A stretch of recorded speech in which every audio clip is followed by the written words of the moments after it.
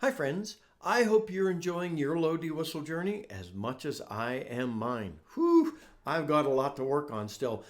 For me, the biggest challenge is that jump between notes. And we'll talk about some recommendations there and we'll work on a couple exercises for that. But today, we're going to do that. We're going to jump up to the higher D, not get into the second octave yet today. That I'm going to devote a lesson to that because I found for me it takes some extra work, and I'm assuming it will for you. But today we need to transition to that high D, and we'll talk about that in a moment. And we're going to play our first song, which is pretty exciting.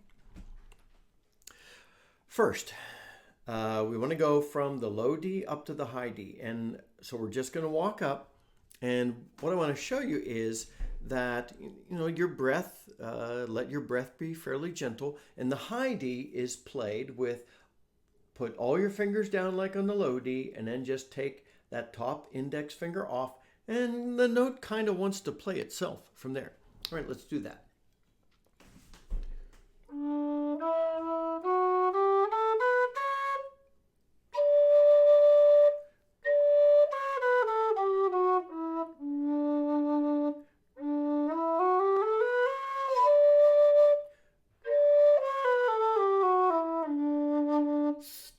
Then, like I said, the note kind of wants to play itself. So begin just walking up and down. Something else I'm learning is I was wanting to pull my hands away because I know if you keep your hands too close to the holes, it starts to warp the tone a little. Sometimes you want that.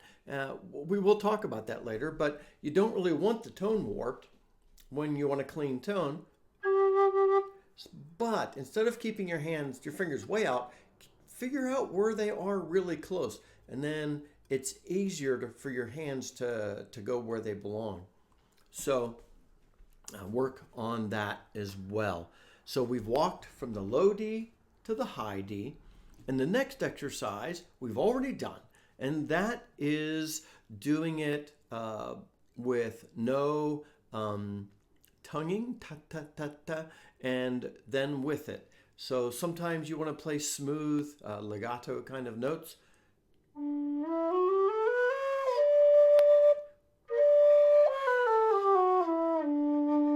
And sometimes you want to play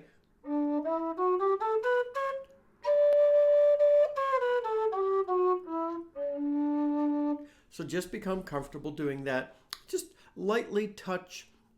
You can either do the back of your teeth or the tip of the mouthpiece. See what's comfortable and works well for you.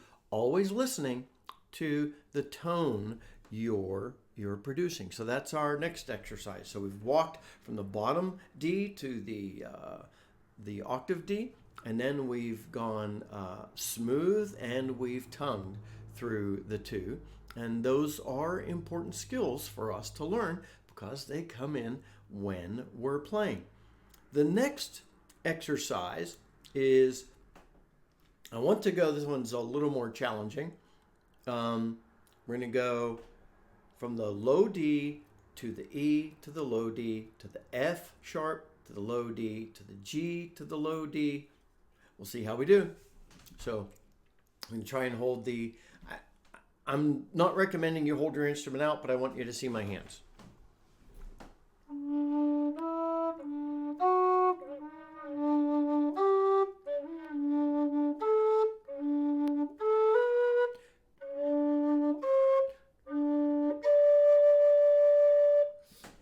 That's a really good exercise. So go through that a number of times. Get yourself familiar with some of those transitions. And then the next one is we're just going to walk up a couple of notes, go back down, go to the next. So we're going to go D, E, F sharp, D. E, F sharp, G, E. And we're just going to walk up to the top and back down.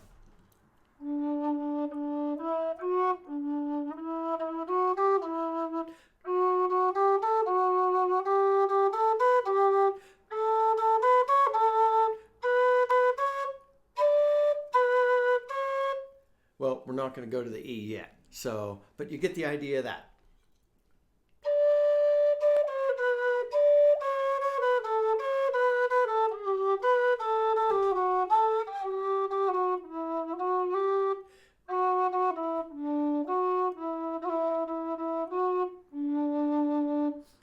I had to make up the ending because we ran out of notes.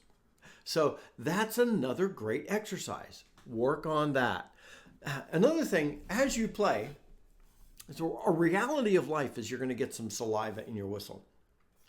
I have seen recommendations that you take your whistle and you flick it to get it out. I'm not running a risk of throwing my whistle. So what you can really do is blow into the tone hole, and that blows a lot of it out. Or it's your saliva. Just suck it out. I know that might be disgusting. I've ordered a cleaning kit because I want to be able to clean it and keep it clean. And we'll talk about cleaning your instrument after that arrives. So, I said I wanted to play a song together, and we're going to play Dawning of the Day.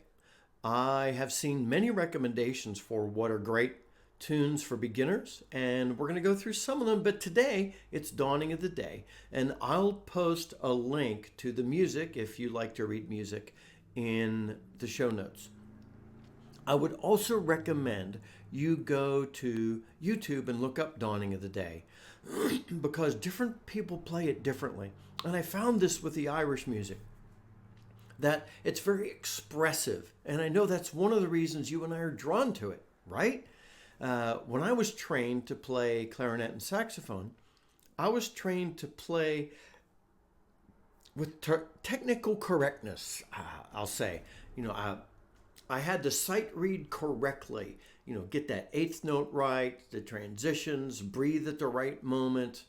And when you watch the Irish musicians, like, for example, I love the tune Inisheer, and that's one of the ones I'm working on. Look that one up on YouTube. I've seen people play it a little faster. I've seen it like this heartfelt emotion version. It's important for us to begin feeling this music. So rather than just listening, watch. So pull up some of these songs on YouTube and watch how these folks are playing it and get a feel for some of the different options. So, Dawning of the Day. And I'll include the link, like I said, in the show notes.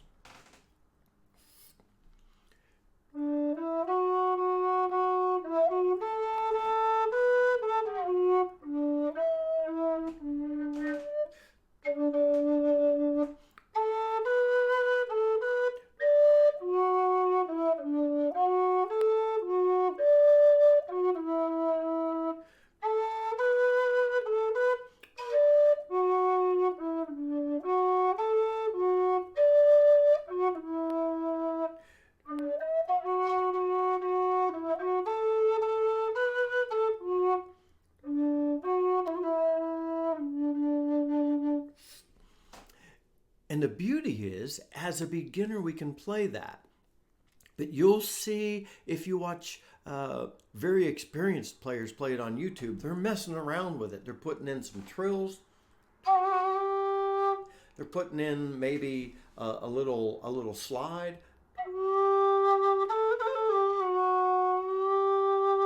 So many things you could do. It's a blast. But we'll work on all of those skills later. So watch Dawning of the Day. Obviously, I have some work to do on that, and that is why I was giving us those skills to be able to learn to jump from note to note. And so that's really it for today's lesson. These are things I'm working on, and I imagine you need to work on them too. So this is Scott Shade. Happy low D whistling, and until next time,